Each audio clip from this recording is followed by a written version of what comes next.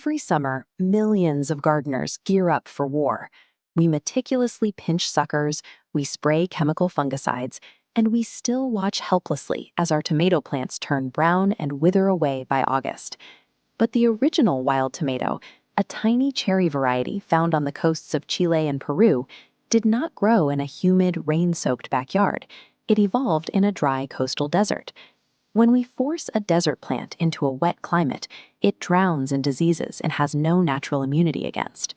To fix this, we have to recreate those dry, high pH native conditions right in our own garden beds. By building a targeted defense system before the season even starts, you can completely drop the endless pruning and toxic sprays and let the plant do the hard work for you. Step 1 is controlling how your plants enter the garden. Instead of buying pre-grown seedlings from a nursery, start your tomatoes from seed using fresh, clean compost. Commercial greenhouses are incredibly efficient at growing massive amounts of plants, but that warm, humid, packed environment makes them perfect incubators for early and late blight. When you bring a potted seedling home, you often carry active, soil-borne fungi directly into your pristine garden beds. Once planted, those pathogen nodes spread quickly to everything nearby. Sowing your own seeds is the only reliable way to guarantee your plants start at the absolute baseline, totally free of imported diseases. Once your seedlings are ready for the ground, prep the planting hole by dropping in 2 massive fistfuls of organic granular fertilizer right where the roots will go. Notice we are using organic, not chemical fertilizer. Standard chemical fertilizers are formulated as salts, meaning they are designed to dissolve instantly in water. In this cross-section, chemical salts on the right dissolve instantly, burning roots and flushing away.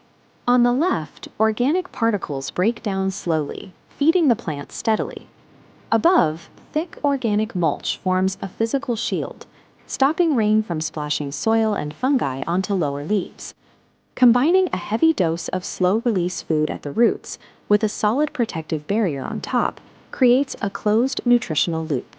You will not need to add another drop of fertilizer for the rest of the year. Next, we have to protect the leaves from the weather.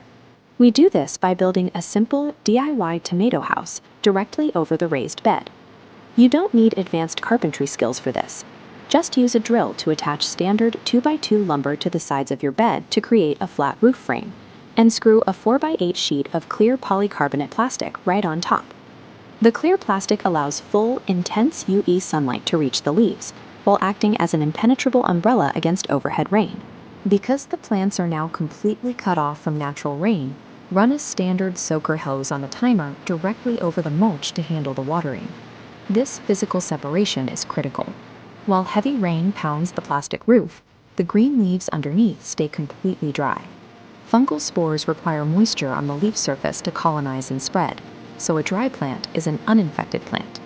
By piping water directly to the roots and keeping the sky off the foliage, you recreate the exact arid coastal desert environment where the tomato naturally thrives.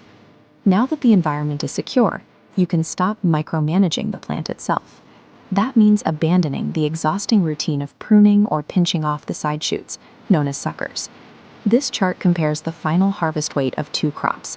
The data proves that carefully cutting away 10% of a plant's mass through suckering makes almost zero difference in the final yield compared to an unpruned plant.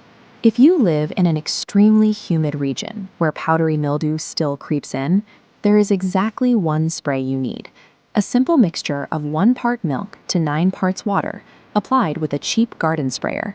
Milk contains a specific protein called lactoferrin. When applied to the leaves, this natural antifungal agent actively attacks and suppresses powdery mildew spores before they can spread. Standard chemical fungicides kill indiscriminately, wiping out the predatory insects that keep pests in check. The milk spray handles the fungus while leaving your ladybugs and assassin bugs totally unharmed.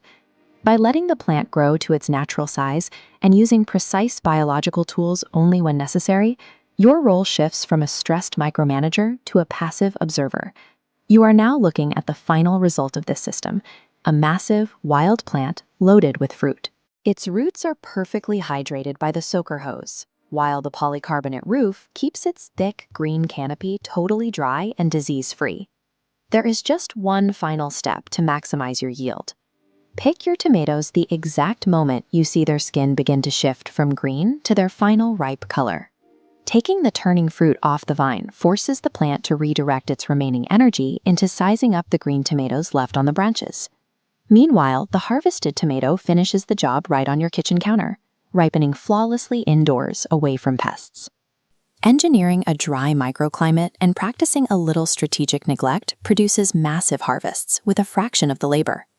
To dive deeper into these methods, check out horticulturalist Frank Hyman's source material, and be sure to subscribe for more ways to work smarter.